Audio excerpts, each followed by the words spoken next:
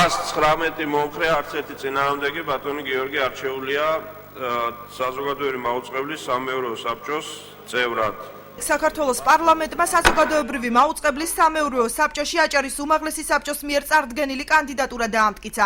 საკანონმდებლო ორგანოს დეპუტატის ალექსანდრე ჩიტიშვილის თქმით, კოხრეიძის კანდიდატურა უმრავლესობასთან წინასწარი კონსულტაციის გზით შეირჩა. დეპუტატის მოსაზრებით, პარლამენტის მიერ გენო გელაძის კანდიდატურის ორჯერ დაწუნების მიზეზი ნაციონალური მოძრაობის მხარდაჭერა გახდა. ჩვენ გქონდა კონსულტაცია ჩვენს ფრაქციასთან პარლამენტში და ჩვენ ვთქვით, რომ ამ დაახლოებით შეთავაზეთ, რომ ჩვენ შეიძლება დავუჭერთ ხარ გიორგი კოხრეიძის მაგან მივიღეთ თანხმობა. ისინი დაუჭერდნენ ამას ხარს. მე მაქვს პიროვნად ერთ ადამიანს, ეჭვი მაქვს იმისა, რომ გენო გელაძე დაწუნებული იქნა მხოლოდ იმიტომ, რომ ძირითადად მას უჭერდა მხარს ნაციონალური მოძრაობა.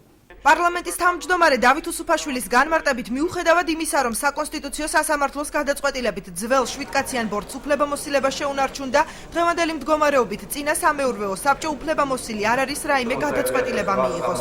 საკონსტიტუციო სასამართლოს გადაწყვეტილებამ ცხადია შეიტანა გარკვეული კორექტივები პირველ რიგში მაუწყებლის საქმიანობაში და ასევე ჩვენს საპარლამენტო საქმიანობის გეგმებში. დღევანდელი მდგომარეობით შეგახსენებთ, რომ სამეურვეო საბჭო ძველი შემადგენლობის არ არის უფლებამოსილი მიიღოს რაიმე გადაწყვეტილებები და ეს შეზღუდვა საკანონმდებლო ძალაშია, ამაზე საკონსტიტუციო სასამართლოს არ უმსჯელია.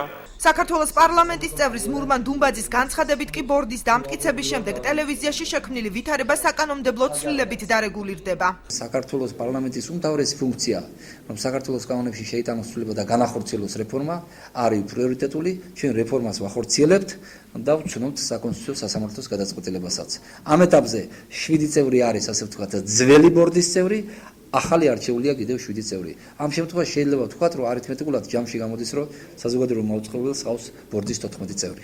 საქართველოს პარლამენტმა საზოგადოებრივი მაუწყებლის სამეურვეო საბჭოს დარჩენილ 5 ვაკანტურ ადგილზე მხოლოდ 3 მეურვე დაამტკიცა. ბორდში, რომელიც ახალი კანონის თანახმად 9 წევრის შემადგენლობით უნდა დაკომპლექტდეს, ამჟამად 7 წევრია. დარჩენილ 2 კანდიდატს კი სავარაუდოდ ხელმეორედ აპრილის ბოლოს უყრიან კენჭს.